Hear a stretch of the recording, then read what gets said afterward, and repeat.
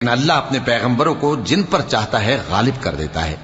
اور اللہ ہر چیز پر قادر ہے۔ جو مال اللہ نے اپنے پیغمبر صلی اللہ علیہ وآلہ وسلم کو بستیوں والوں سے دلوایا ہے،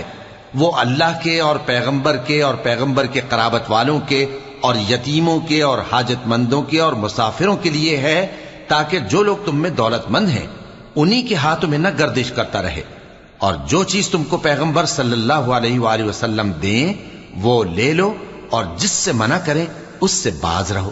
اور اللہ سے ڈرتے رہو، بے شک اللہ سخت عذاب دینے والا ہے۔ اور ان ضرورت مند مہاجروں کے لیے بھی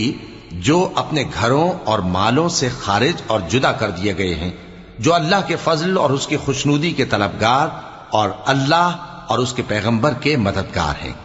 یہی لوگ سچے ہیں۔ اور ان لوگوں کے لیے بھی جو مہاجرین سے پہلے اس گھر یعنی مدینے میں مقیم ہیں اور ایمان میں مضبوط